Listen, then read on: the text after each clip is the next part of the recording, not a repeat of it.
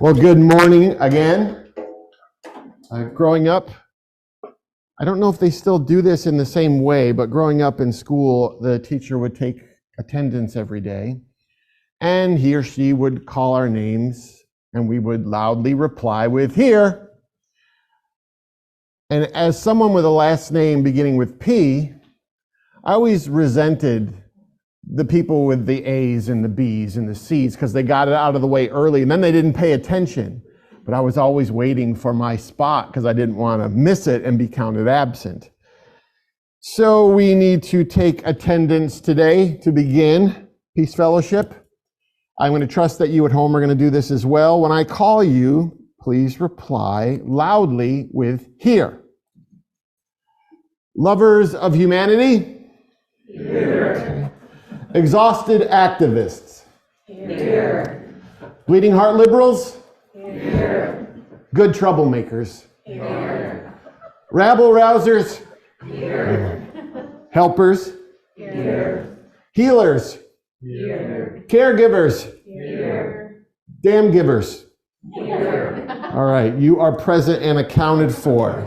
Great. We are so glad that you are here today. Do you ever get tired of showing up to fight the good fight? What makes you tired? As you get up every day and face the world that you face and see what you see and engage all the brokenness and the hurt, what is it about that makes you tired? If you want to raise your hand and just tell me, and I'll repeat. Yes. The repetition of it. It's the Groundhog Day nature of the fact that we got to do this all over again. We didn't fix this yesterday, or we didn't fix this 50 years ago. Amen. What else? What makes you tired? What frustrates you? Yes. People who seem to be acting or pushing against me.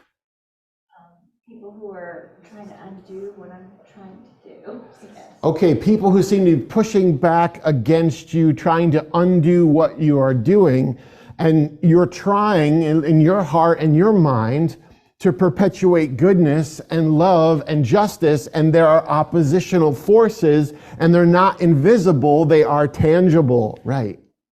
Thank you. Yes. My own fears for the future, fears for the people I care about.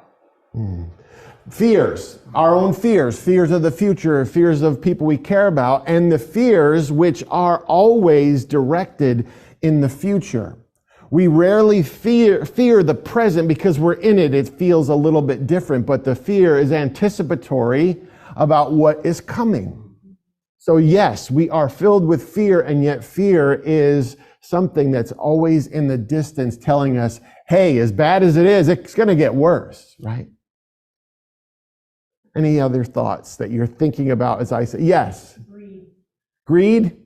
Okay, greed frustrates you because the story that we tell ourselves at our best is that regarding the resources of this world, there is abundance, right? This is the way we try and think.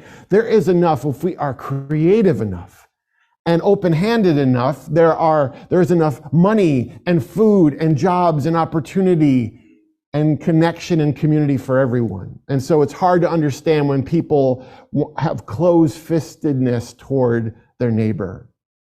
Shame, my own shame that I'm not doing it right or not doing enough. All right, shame, the feeling that I'm not doing it right or not doing enough.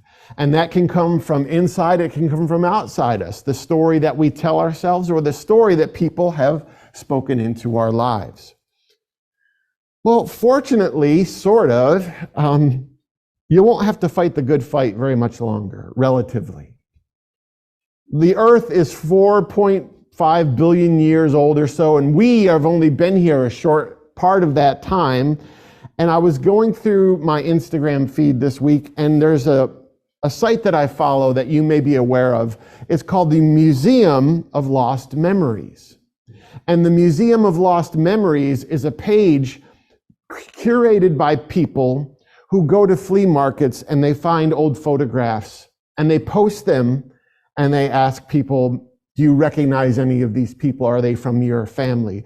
Or they find old cameras that film has not been developed. They develop the film, and then they post those pictures and they say, here's a couple at a prom. Do you recognize them? And they search for these. But what becomes really sad as you watch this site is that so many people's lives, vibrant as yours, as meaningful as yours, have been forgotten. Their families have lost touch with them, or people who knew them. And so there are these faces and these lives that were full of all the things that we are full of right now: joy, possibility, optimism, fear, and no one is here to remember them.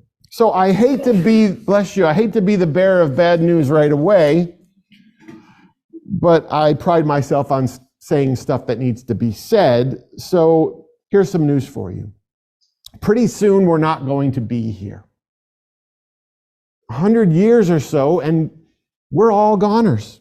Each of us, you, me, the people we adore, the people we tolerate, the people we can't stand, those passing us in traffic and on our timelines, the people half a foot away or half a world away, we're all hopelessly temporary. Sure, we are doing our best, right? We get up every day, we eat well, we hydrate, we work out. We're doing our best to valiantly bob and weave in our fight against gravity. And I know we're in the research triangle, right? We're in one of the hubs of medical breakthroughs. But barring some serious ones in the near future, gravity is going to remain undefeated. In a breathtaking flash, our time here will have expired, and eventually we will cease to be. And in a few decades, our names and our achievements will have eventually faded from collective memory, largely swallowed up by time and progress. We can and probably should debate the elusive mysteries and the promising possibilities of the afterlife another time. But this life, tick-tock, friends, it's a whole lot later than you think. Now, I'm pretty sure I don't have to tell you this. While many people out there, outside of this building, spend their lives avoiding the reality of their impending non-existence, numbing it with sensory distractions and retail therapy and TV binges, the fact that you're here on a Sunday morning means you probably don't do those things, at least all of the time. The fact that you're here, I'm guessing, means you're not a stranger to existential crises. You're not a stranger to the big questions, or the examined life, or sleepless nights wrestling with the whys of this world, right? I imagine you feel the urgency of these days and the terrifying velocity at which it's all flying by. And since you do have working empathy, and since you do have eyes to see the pain in the world, you're probably just beyond exhausted. You want it all to matter. You want you to matter. And because you do, I wanted to make sure that you don't bury the lead today before you take another breath. Yeah, pretty soon you're not going to be here, but you are here now. You told me you're here. That's fairly big news. You're present for this day, and it wasn't a guarantee that you would be. Approximately 150,000 people died since you and I went to bed last night. Lots of people who were here yesterday aren't here, but you are here. And that story should be the all caps, bold type headline in your head, but it's probably been crowded out by trending disasters on your timeline, by relational implosions you're enduring, by the length of your to-do list. The fact that you are here has likely been obscured by last-minute school projects or unscheduled water leaks or fender benders in the parking lot, or the unexpected horror upon seeing yourself in the grocery store checkout camera feed. Think about that. See, I want to look the way I look in the bathroom mirror, but I'm afraid I look like I do at CVS. It's quite likely that most of the time you are so overwhelmed by the tasks and the appointments and the worries and obligations in front of you and the fatigue of carrying it all that you forget that you're alive. And I want you to stop for a second and remember. Press your thumb firmly into your wrist right now. Do this. Do this at home. Press it until you feel the blood pulsing fiercely beneath your skin. And when you feel it, say, I feel it. If you don't feel it, we need to call medical professionals. All right, good. That means you are here.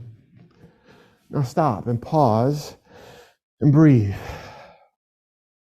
Slowly. Notice the rise and fall of your chest. As shallow and as rapid as it might be. When you notice the rise and fall of your chest, say, I feel it. That's confirmation that you are.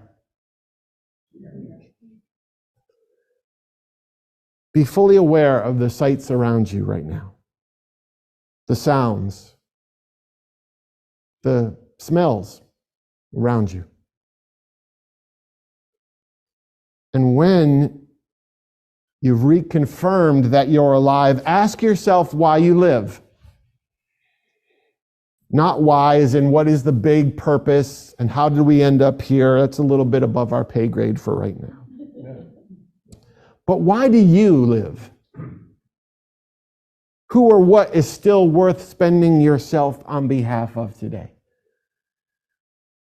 As tiring as the fight is there something in your mind that is still worth fighting for? I don't necessarily know your why, but I know that you have one.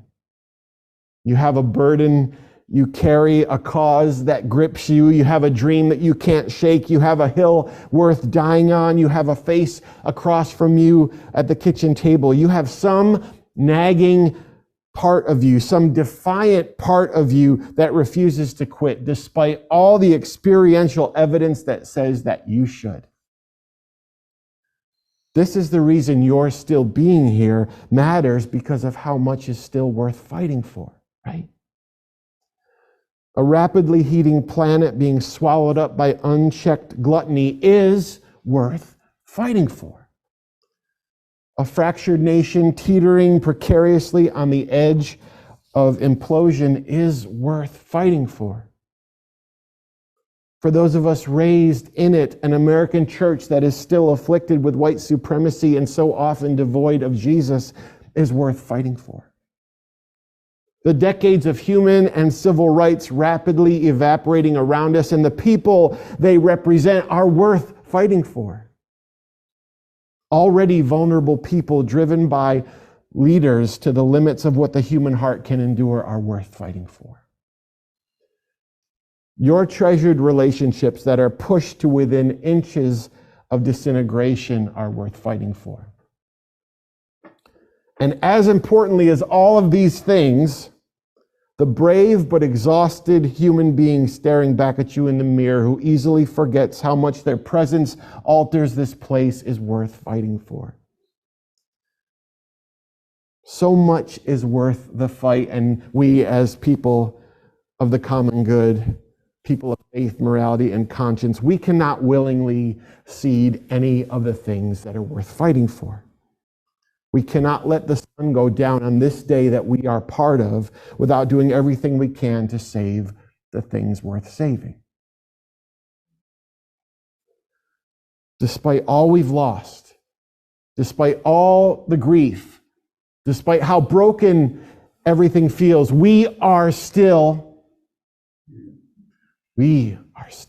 here.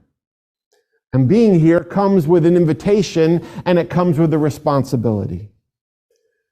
Recently, I asked my social media followers, what gives them hope right now? A myriad of reasonable and predictable replies came back. Children, grandchildren, spouses, partners, meaningful work, food, sex, laughter, music, and lots of dogs. But there was an unsettling pattern to the responses as I looked at many of them. Despite every breakdown of our election processes and legislative safeguards and constitutional protections over the past few years, despite being perpetually let down and betrayed by elected officials and church leaders and federal judges, far too many people in my responses still inexplicably seem to be waiting for saviors and superheroes to save them. They said things like this: I have faith that God will make things right.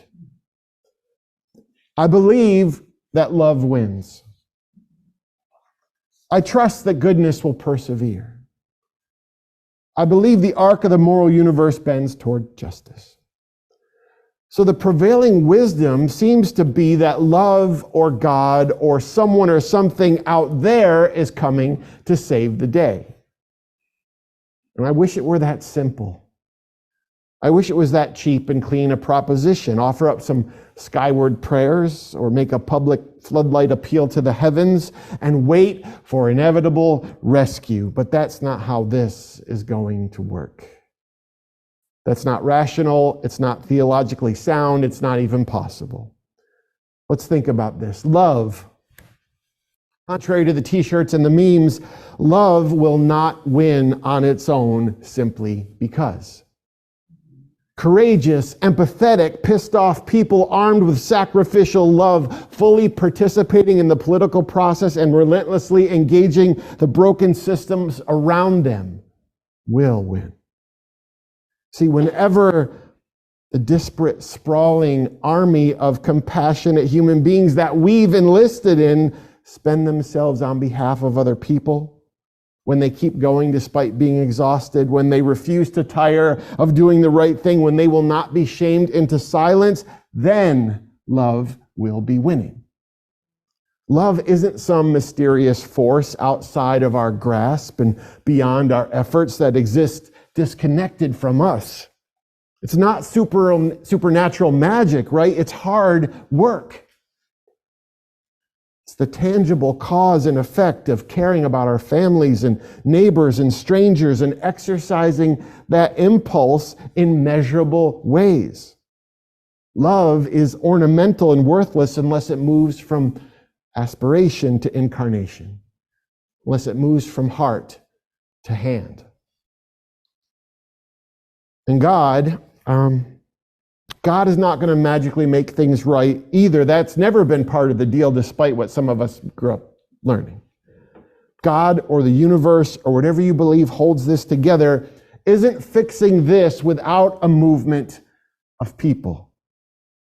We who are harboring a ferocity for humanity born of our moral convictions and propelled by our spiritual centers are going to need to move in order to make right all that is so terribly wrong.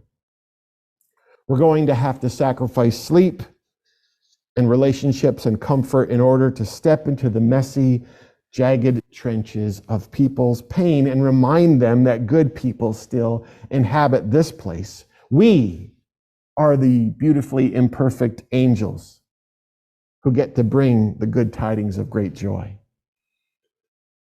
Most of you know I grew up in the Christian tradition. And many of you did. You may, even if you didn't, you probably heard the story of Jesus feeding the multitudes. Short story, Jesus is on a hillside. He's been preaching. Like most preachers, he's gone long. It's getting late. His students go, Jesus, listen, hey, you've been preaching. You started on Saturday. It's now Sunday. Chick-fil-A is closed. Where will the faithful people eat? And we know the story that, Jesus does this miracle and feeds a multitude. But what we often forget is that in between that, when his students say, Jesus, all these people are hungry, he says, you give them something to eat. And then when they say that they can't, he says, what do you have? He gets the fish and the bread from them, whatever they can pull together. So God isn't going to magically do these things, friends, or the universe is not going to magically do these things, or whatever you believe holds this together, whatever propels you into the world, you are going to be the ones to do it. And we know from our friends in politics that thoughts and prayers alone aren't going to fix this mess either, right? But what will alter the story we find ourselves in is prayerful, meditative people who reflect fully on the fractures and malignancies and injustices in front of them and decide that they will change what they can change and do what they are able to do. I grew up with the Lord's Prayer, Our Father who art in heaven. There's a phrase in there, thy kingdom come, thy will be done. The prayer was never, as I grew up hearing, to escape to some heaven. It was to bring heaven down here. And so the way that happens, whatever your theology or philosophy of what goodness is, you bring the goodness. You don't wait for it, and you don't try to escape to it. So God isn't going to ensure that our schools are safe for LGBTQ children. Love isn't going to make assault weapons less available in our streets. The universe isn't going to secure our elections and ensure that everyone has a vote and a voice. Love isn't going to magically legislate protections for the planet and the poor and the marginalized. God as an idea isn't going to dismantle the systemic racism afflicting our nation. And karma isn't going to loudly push back against anti-immigrant bigotry when it shows up in our neighborhoods and our news feeds and our holiday gatherings. You and I are, whether we are compelled by love or God or simply by an acute sickness in our stomachs that will not let us rest. Human beings fighting like hell for the common good will do all of these things. This is why I'm here, and this is why I'm glad that you're here. Racism and homophobia and bigotry and nationalism, they're here, but guess what? You are still here.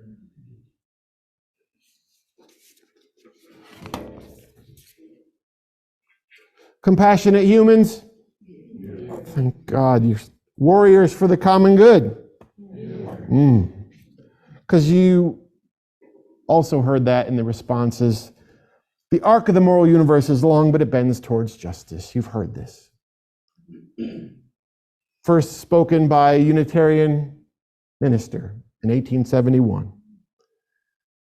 The arc of the moral universe is long, but it bends toward justice. These have been spoken as words as solace in times of adversity, right? A coping mechanism against despair. They're words that we say as declaration or as aspiration. The idea of a moral arc of humanity that bends toward justice can be useful in not allowing us to be overwhelmed by the discouragement of the day, right? But it can also be an excuse for apathy, a reason to shrink back from responsibility. It can prevent us from living with urgency. And I'm all for giving the arc of the moral universe a nudge. So while the hope is yes, over the entire arc of our human story, hopefully the planet shows an evolution toward decency and goodness and equality. But we who occupy this space and time, we are the arc benders now, right? Humanity is the irresistible force shaping the crescent that we are standing on together. Every single life, every single one of us, every seemingly unimportant decision adjusts the path in ways we can't perceive. With each decision, the curvature changes ever so slightly. It's changing in the seconds it takes me to say these words and for you to hear them. Every single moment is a movement one way or the other, toward or away from kindness. So we are the ones who bend the moral arc of the universe.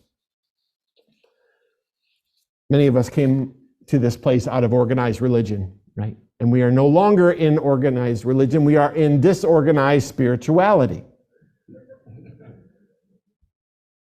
And even 12-step programs believe in a higher power. And I don't know what you believe about that.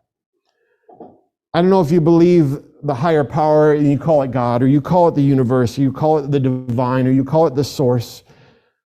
What I know to be true is that the higher power is only really useful if it results in lower power, in a movement in the trenches of humanity, in the everyday of our lives. We're here on the ground, and we're invited to make whatever world we dream of seeing. Around 70 AD, Greek philosopher Epictetus says these words: "The chief task in life is simply this, to identify and separate matters so that I can say clearly to myself which are externals not under my control, and which have to do with the choices I actually control. Where then do I look for good and evil, not to uncontrollable externals, but within myself to the choices that are my own?" And later he says, "Don't explain your philosophy, embody it." Friends, there's always something more to lose, and that means there's always something still left to save.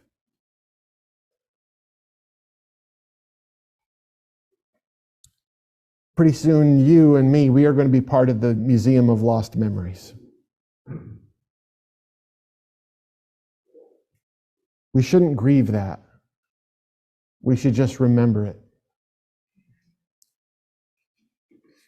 Persistent fighters,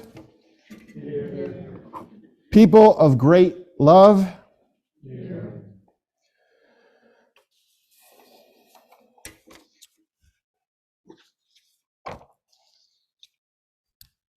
the world needs people who are alive and who still believe diversity is worth fighting for. The world needs people who will step into others' stories and make them feel visible. This community can be a community of change and healing and justice, but it will not happen simply because. It won't happen by magic or by mystery. It will happen by our intention and with repetition.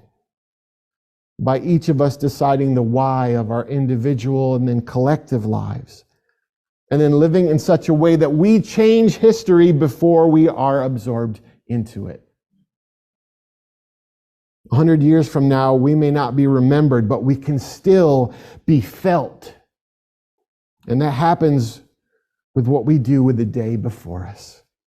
So today, instead of looking for the sky and waiting for a pastor or a politician or some invisible force to come in and dramatically beat back the darkness, you wield the brilliant light in your possession.